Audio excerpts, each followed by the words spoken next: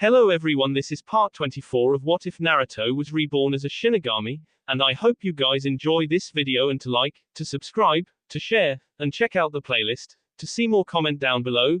Now let's start the intro. They call me a god.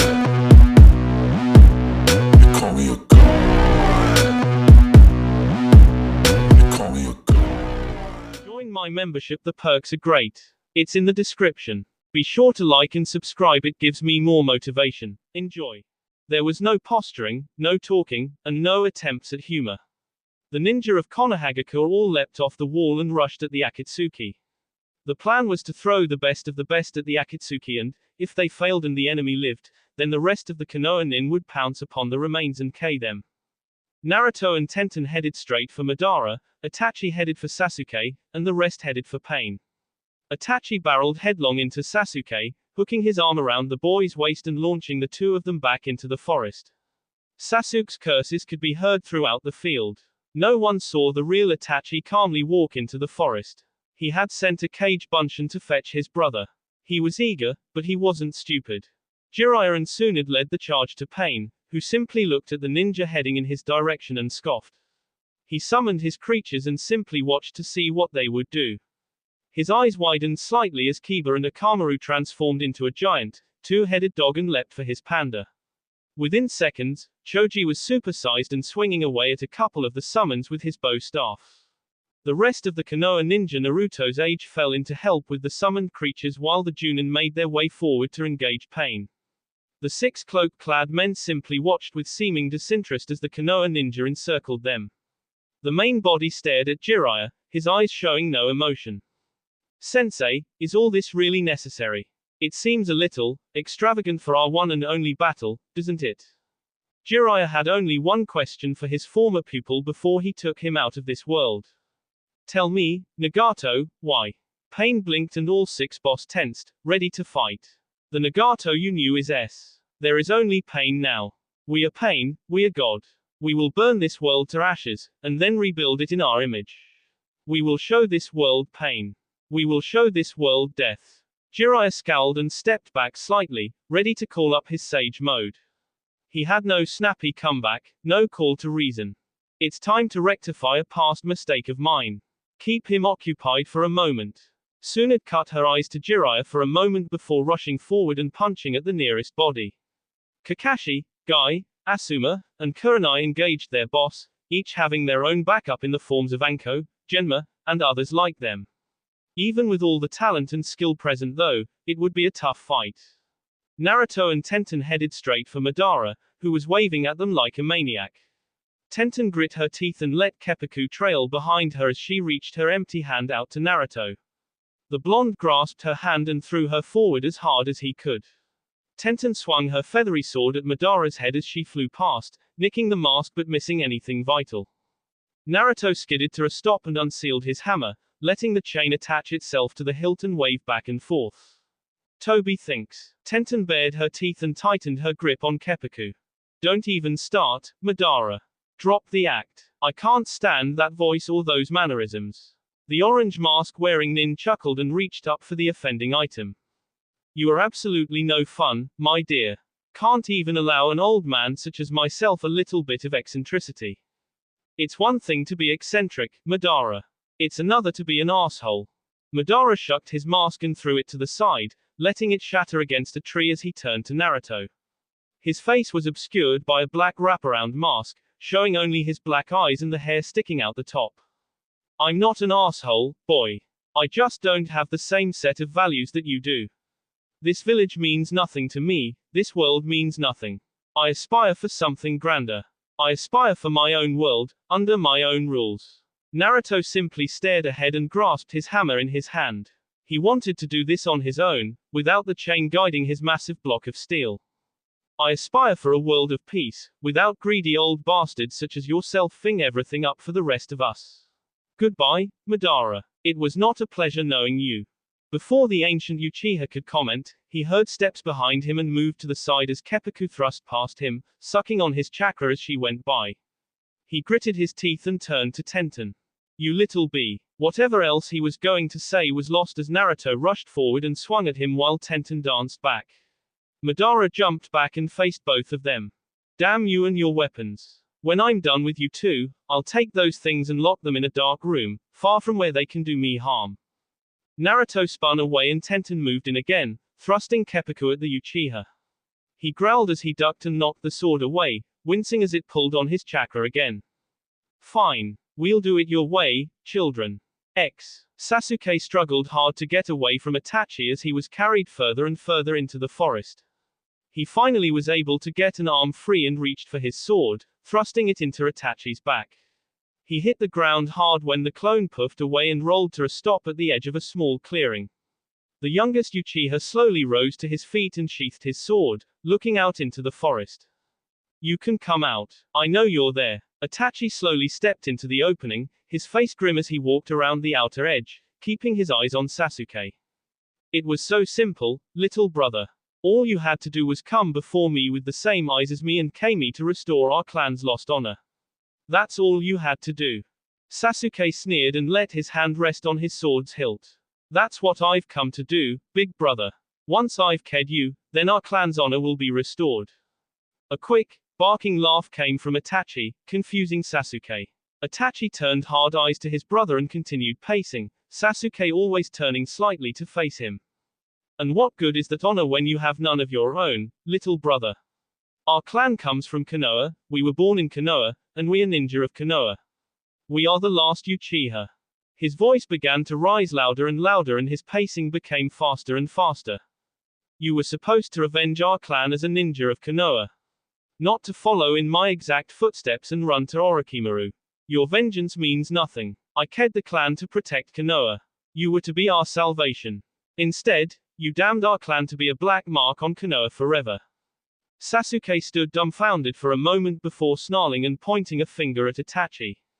How dare you speak such lies? How dare you speak as if you have the right to judge me? Your death will bring honor back to our name. Konoha will understand my reasons. Konoha will understand that you're a bloody traitor. If the Sandaime had lived, the truth might have been told to you in time. But you had no patience, using your own little pity party to give yourself excuses for what you've been doing. You insignificant little brat. Sasuke, used to seeing his brother always cool and composed, was surprised to find him livid with the glistening of tears in the corners of his eyes. The eyes you were supposed to bring before me were not the Mangekyo.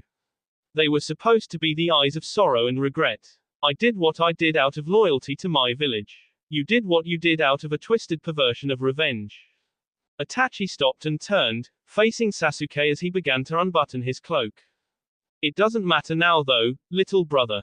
I only have 2 fights left in my life. The one with you, and then the one with Naruto. And the one with Naruto will be with my new eyes. Sasuke scoffed and pulled his sword from its scabbard. I've read those docents as well, Itachi. I don't have the Mangekyo, so my eyes are useless to you. A terrifying chill crept up Sasuke's spine as Itachi smiled and pulled his own blade out while casting his cloak aside, clad in his Anbu uniform with the Uchiha crest on the back. Oh, there is more than one way to gain a Mangekyo, little brother. I've already achieved it, so that point is moot. Your eyes may not possess it, but with the mixture of my powers and your eyes, I should be able to achieve another level of Mangekyo. Either way, your eyes will not last long in your head. My face will be the last one you ever see. Sasuke gasped as he felt the cold steel enter his body. He had been talking to a genjutsu the entire time. The surprise slowly faded away as he observed the Itachi in front of him. No, this isn't real. That's the real one. This is genjutsu. With a slight pulse of his chakra, the pain in his chest went away and he glared at Itachi.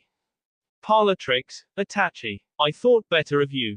The two raised their swords, ready for battle. You never knew the real me, Sasuke. Whatever you thought is inconsequential. All the pain boss were doing nothing but dodging, using the gift of sight to revert all harmful blows away from themselves. Occasionally, 2 of the boss would switch opponents and keep things guessing. It was most frustrating for the Konoha ninja. They seemed to be making no headway, even though they'd only been fighting for a minute. A large surge of power made everyone stop what they were doing, including Tsunade and what she assumed was the main body. Her eyes widened exponentially at the sight of her old teammate. Jiraiya. He stood as tall as he always had, but his whole demeanor had changed. Perched on his shoulders were two toads, a male and a female, arguing about what she was making for dinner that night. His hair had become shaggier, his nose more bulbous, his hands and feet like flippers, webbed and pointy. The marks on his face had become more pronounced and his teeth had sharpened, his eyes sunken like that of a toad. She shivered slightly. What had he done? She watched as Jiraiya bent down on all fours and suddenly he was gone. The sound of fist meeting jaw permeated the air and the main body of Pain went flying back into the forest. Tsunade watched as Jiraiya dropped from the air and crouched beside her, looking up. Go help the others. I'll take this one. Before she could protest, he had leapt into the forest after it. She turned on her heel and swung at the nearest body, narrowly missing as it ducked. That punch, it was reminiscent of my own. What have you done to yourself, Jiraiya? Said Toad Sage was currently stalking his prey slowly, watching as the Pain got back to its feet. That was most inconvenient, Sensei. I don't appreciate you having done that. I don't appreciate what you've done with your life, Nagato. This isn't what I taught you to do. You were supposed to become a great man and help others. What you taught me were jutsu and the knowledge that there will always be pain in the world unless someone does something about it. Without people, there will be no pain. Thus, the world must be burnt to ashes so that a new world can rise like a phoenix from those ashes. And I will be that world's new god. Jiraiya shook his head and bared his teeth. Ma and Pa remained silent, not wanting to interrupt. I am so disappointed in you, Nagato. So very disappointed. And I, in you, Sensei. Ma huffed and tightened her grip on Jiraiya's shoulder. Hurry up, Jiraiya-chan. I've got supper waiting. I will. I'm sorry for dragging you two into this. Pa smacked Jiraiya in the side of the head with his webbed foot. Shut up, boy. If we didn't want to be here, we'd go back. And Ma, stop worrying about supper. It'll still be there. We gotta worry about this guy. It's hard being a housewife, you senile old fart. You try keeping supper warm every night. We've got bigger things to worry about than supper. Damn it, woman. Both of you hush. We've got to take him down and then go help the others. Two fists impacted on either cheek of Jiraiya's face and the two toads spoke as one. Shut up, you idiot. Pain watched, amused, as the two toads berated Jiraiya. What's the matter, Sensei? Can't even control two little frogs. The two toads stopped yelling at Jiraiya and turned as one to look at Pain. Ma, I think supper's gonna be cold by the time we get back. Yeah, Pa, it is. Not to worry, we can fry us up something to eat right here. Jiraiya smirked and readied himself. Pa, I'll supply the oil, you supply the flame. Jiraiya-chan, you fan them. All three puffed up and spewed forth their respective ingredients. A massive fireball cut through the trees, incinerating everything in its path, heading straight for Pain. Jiraiya quirked an eyebrow as the man didn't move when he saw something hurtle out of the bushes beside him and leap in front of the enormous ball of flame.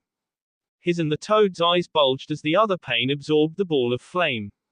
Tsunade and Kakashi landed on either side of Jiraiya, huffing slightly. Tsunade looked Jiraiya up and down. She'd have to question him later. That asshole just took off running all of a sudden. We tried to catch him, but he was too fast. He's been absorbing everything I and the others throw at him. Jiraiya nodded and observed as the two boss of Pain stood beside one another. I'd hoped to K this one while he was separated from the others, but that's not to be, I see. Well, it's still 3-2, and he can't dodge everything. Two fists landed on top of his head. We're still here too, Jiraiya-chan. Of course, forgive me. Tsunade quirked an eyebrow at the respect he gave the two toads. Not even Gamabunta garnered that much respect. She cracked her knuckles, ready for what lay ahead. Let's see how far that all-encompassing I can go. If they can only see what the others see. Kakashi raised his Haitai 8, exposing his Mangekyo Sharingan. Then one of us will have to get behind them. Tsunade glared at the copy ninja. Stop finishing my sentences. Yes, Hokage-sama. X. Madara spun again, letting his sword clash against that of Tenten's and lifting his leg to step over a swing from Naruto's hammer. That damnable chain was a nuisance as well. If the boy got in close, he'd have to watch carefully for a feint from either him or the lynx. And that damnable feather kept draining his chakra. It was only a minuscule pull, but every little bit could count. He might be immortal, but he was not a chakra well.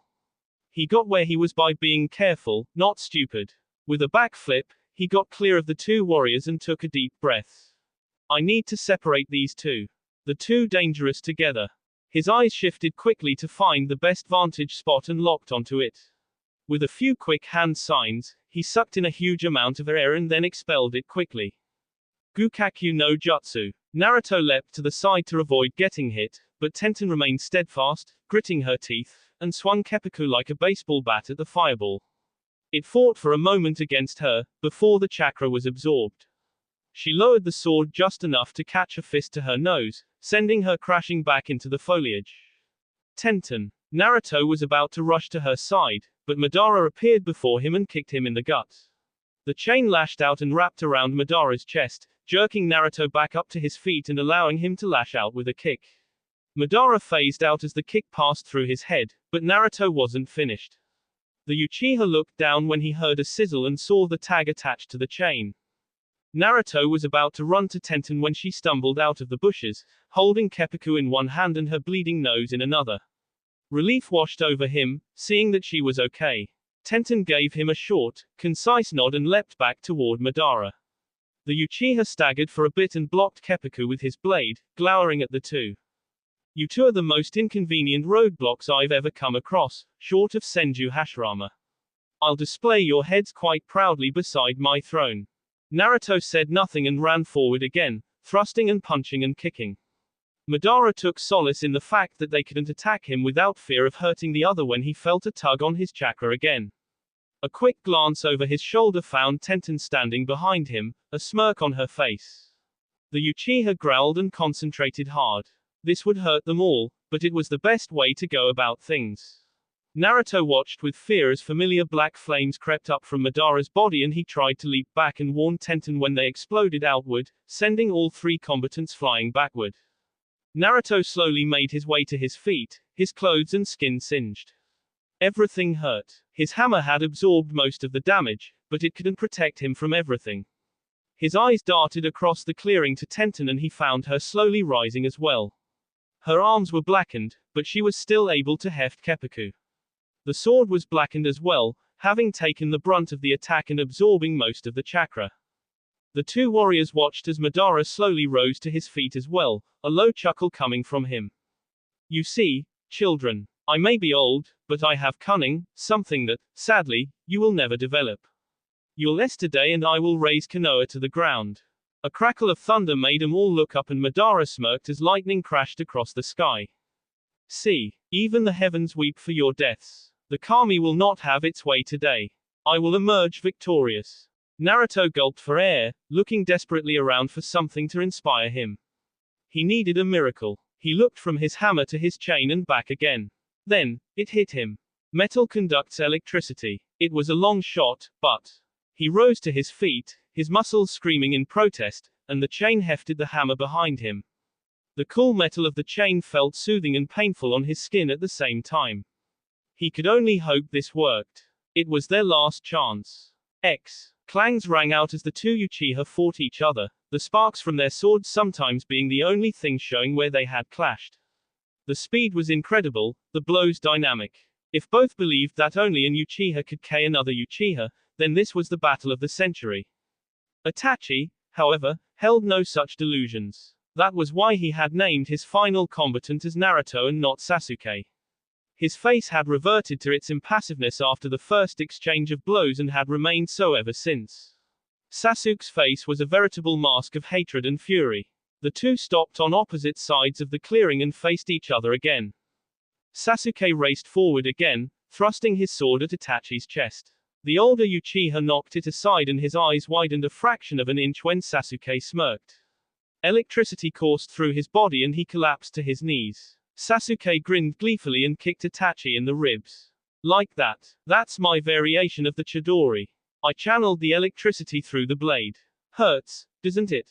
Itachi looked up at Sasuke, blood escaping the side of his lips. Sasuke sneered and put the blade to the back of Itachi's en. That's right. Grovel. Live miserably for the next few moments. Live like Before he could finish, a blade stuck through his stomach and twisted. Sasuke gasped and looked over his shoulder to find an impassive Itachi. You talk too much. Itachi was not surprised when the Sasuke in front of him melted away and a blade was put through his own shoulder. You take too much time. The Itachi on its knees puffed out of existence and Sasuke twisted the blade. Itachi winced and screamed when the electricity coursed through him. Sasuke's eyes were ripe with madness, but his look changed to confusion when Itachi looked up at him. You use too many theatrics. Sasuke covered his face as the clone exploded and he was flung against a tree, his sword embedding itself above his head. He gulped in air and looked across the clearing to see Itachi heading right for him, his eyes glinting with his own madness. Sasuke flipped through hand signs quickly and sucked in a huge amount of breath. Gyuuka no Jutsu. The great dragon of fire roared into existence and flew for Itachi. The older Uchiha dropped to the ground as the dragon flew overhead, singing his back and lighting some of his hair on fire before rising to the heavens and bursting out of existence with another ear-shattering roar. Itachi rolled to one side and crawled back to his feet, ignoring the smell of his burning hair. Your aim has not improved, little brother. Itachi blinked when he felt the first drop of rain hit his arm and looked up to the heavens, gazing at the dark clouds. When he looked back, it was to find Sasuke slowly clambering back to his feet. So, you heated the atmosphere. I assume this is another of your Raiten jutsus. Sasuke smirked and spread his legs. This would probably drain him, but Itachi would not be able to dodge it. Not with its wide range. Something like that. I call it, Kirin. Itachi quirked an eyebrow as the thunder rolled and lightning flashed. Such a strange name. Sasuke's eyes flashed as the lightning began to converge overhead. I see your death with these eyes. The lightning illuminated Itachi's face as he stood stock still, a ghost of a smile on his lips. What you see with your eyes is an illusion. And the lightning came crashing down. The fat pain lay a victim of one of Tsunde's crushing blows to its head. Nothing could survive without a brain, not even pain. The one in the Yahiko body stood stoically as the three Konoha ninja surrounded him. Even if you defeat me here, I have other boss. I will simply retreat and retrieve them.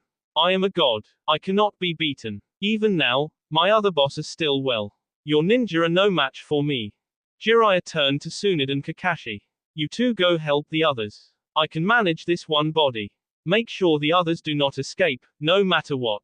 Tsunade growled at being told what to do, while Kakashi nodded his head.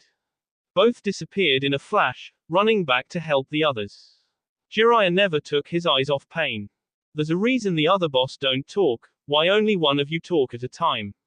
It's the reason you usually attack in groups. And what would that be, sensei? Your consciousness can only be in one body at a time.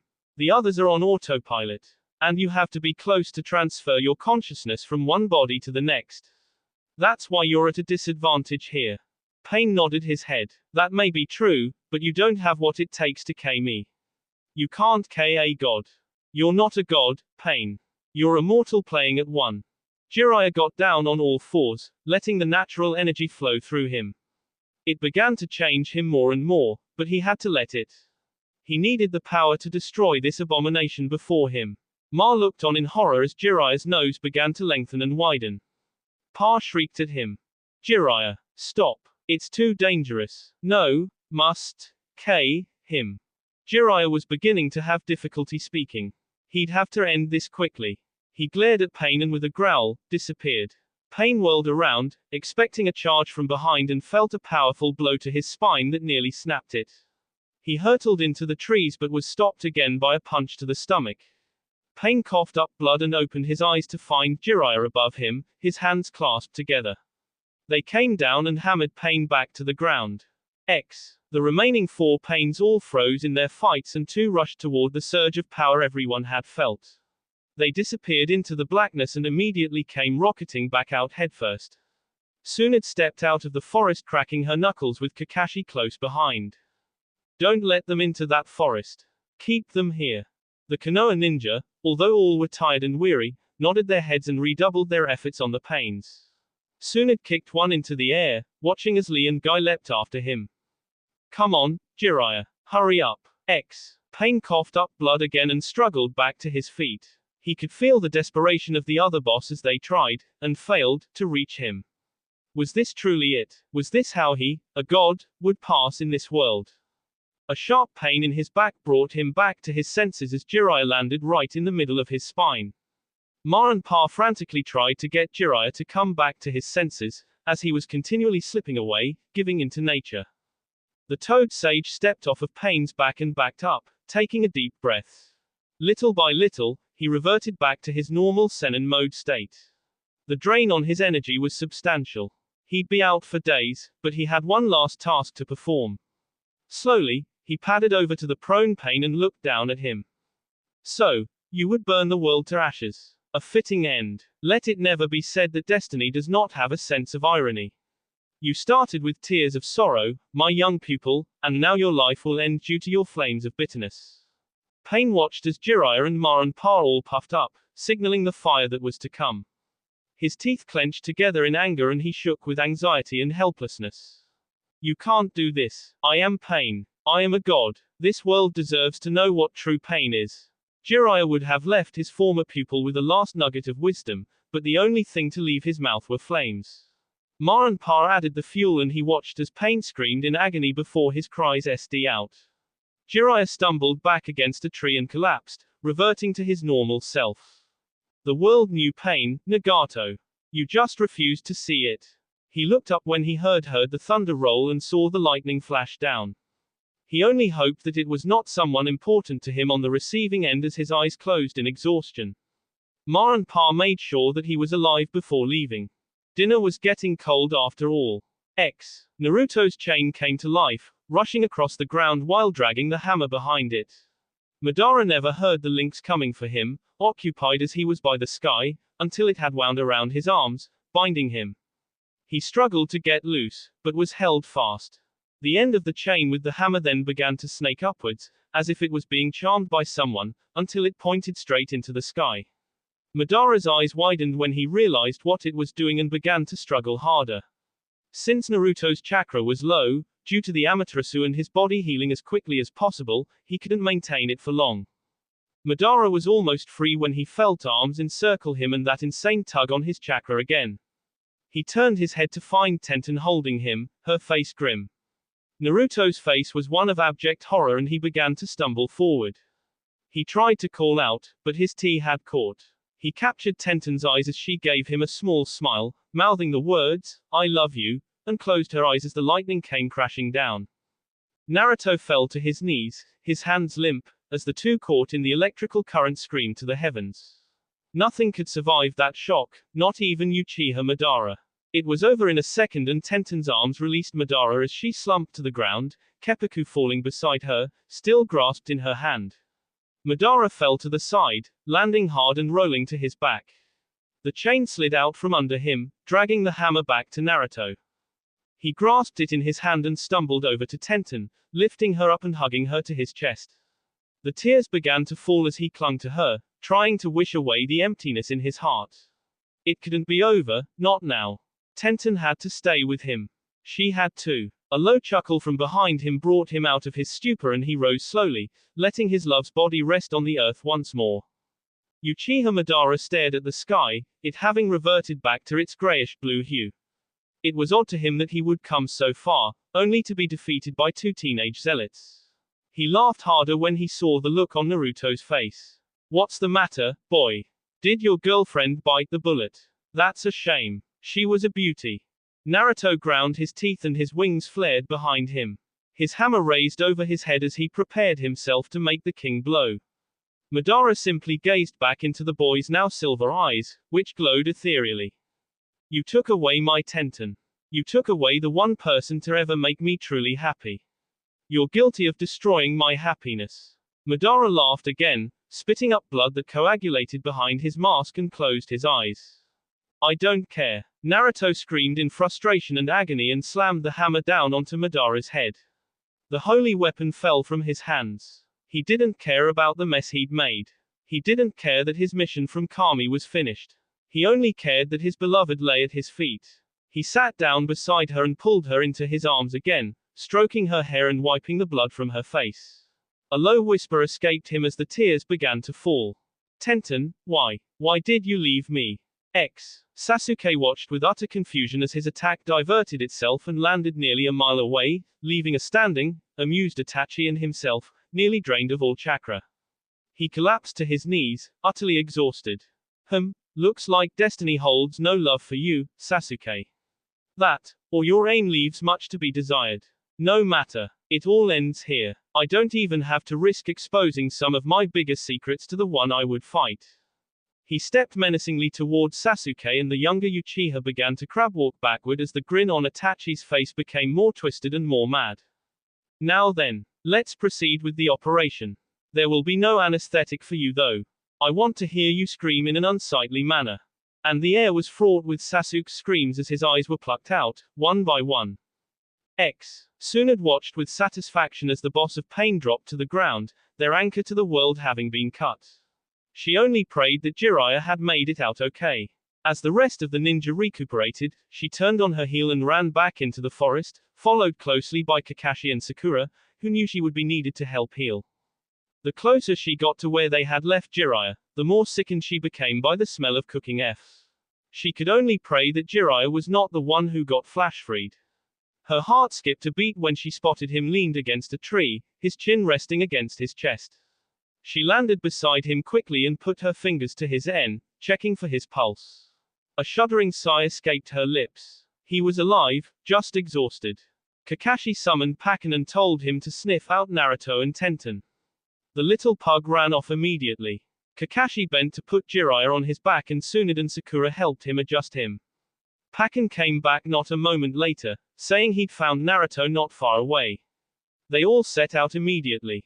Whatever they had expected to find in that clearing, it was not Naruto crying over the prone body of Tenten, his hammer plunged into the ground where Madara's head had been. The wails of the boy were deafening and heartbreaking. Sakura clapped her hand over her mouth as tears welled up at the corners of her eyes. Kakashi had bowed his head, not daring to look at his distraught student. A shifting from his back let him know Jiraiya was awake. Put me down. I need to see to him.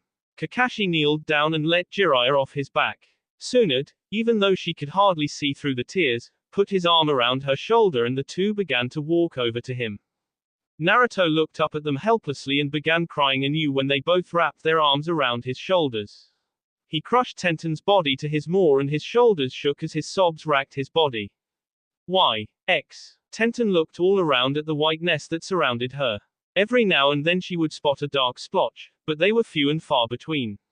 She blinked and the tears came to her eyes. She had left Naruto all alone, without even thinking. She hadn't thought it would hurt this much, but oh. The empty feeling. A sigh came from behind her and she whirled to find Kami shaking her head. Tenten, Tenten, Tenten. Whatever am I going to do with you two? Tenten sniffled and launched herself at the woman, wrapping her arms around her and bawling into her shoulder. Any other time she would have been mortified by her behavior, but right now, she just needed someone's shoulder to cry on. Kami listened to hear babble and gurgle incoherently as she patted her on the back. After several minutes, she held Tenten back by her shoulders, giving her that ever-benevolent smile. Why are you so unhappy, Tenten? I lost Naruto. Oh. Nonsense. You've done no such thing. Where do you think you are right now? Tenten looked around for a moment and sniffled again. Either heaven or hell, and I doubt it's hell. Kami shook her head. You're in neither. You're in the place where those between life and death go. Tenten's eyes widened. You mean? That's right. You're not S. I brought you here to tell you that yours and Naruto's journey is almost at an end.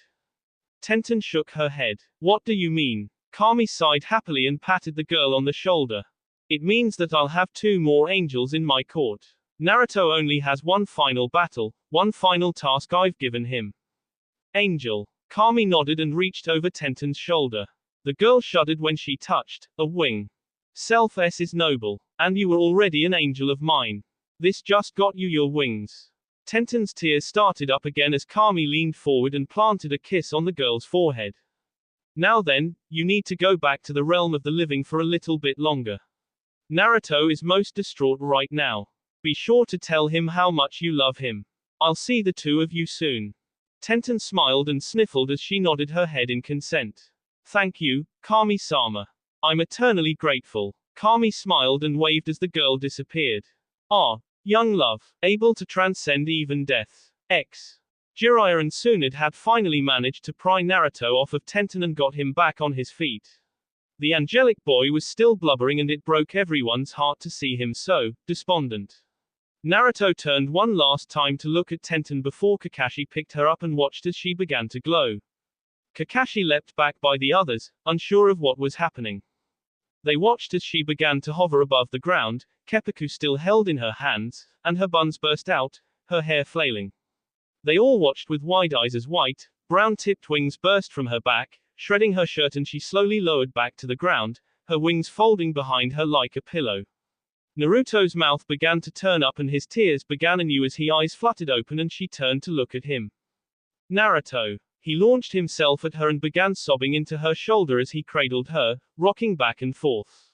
Exhausted as she was, Tenten just lay there, enjoying the closeness and wrapped her arms around his torso. She smiled as Naruto muttered, "I love you," over and over and sleepily looked up into his eyes. "I love you too." The gathered ninja looked on happily as the two angelic figures clung to one another, laughing and crying at the same time. Everyone froze when Itachi walked into the clearing, his eyes bleeding, and dragging his now-s brother. He looked at the two angels and then back to Tsunade. "I'll come for him when I'm ready. Tell him to be prepared." The ninjas all observed Sasuke, his face twisted into a horrible last image of shock and horror. His eye sockets were empty and they all turned to find Itachi walking away. So, he had done it. He had actually plucked out his own brother's eyes. What a perversion of natural law. Tsunade reluctantly watched as he hobbled out of the clearing, his obviously tired form stumbling every now and then. She laughed heartily when Tenten looked down at herself and blushed.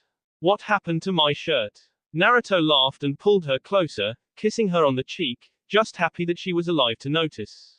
Tomorrow was another day and now they had all the time in the world. Above them, Sanosuke and Kami watched with small smiles. "They're really something else, aren't they? You should be more than proud to have such wonderful warriors." She smiled and turned to four souls behind her, held captive by the Shinigami. Her mirthful smile grew hard as she glared at them. Wouldn't you four agree? Their only answer was fearful looks. After all, being at the mercy of Kami was not an enviable position. The Shinigami licked its lips, anticipating the dinner it would soon have. All of Konoha was alight in celebration. The news that the greatest enemies and biggest shames were now had everyone in the spirit. Glasses clinked in congratulations and toasts were given all around. Two figures, though, stood atop the Hokage monument, their wings flaring behind them, catching the breeze as it gently wafted past. Naruto turned to Tenten and enveloped her in a massive hug. "Well, my angel, only one thing is left to do and then, I don't know what happens. But at least I still have you." Tenten smiled at him and rested her head on his chest, looking out over the village. "We'll always have each other."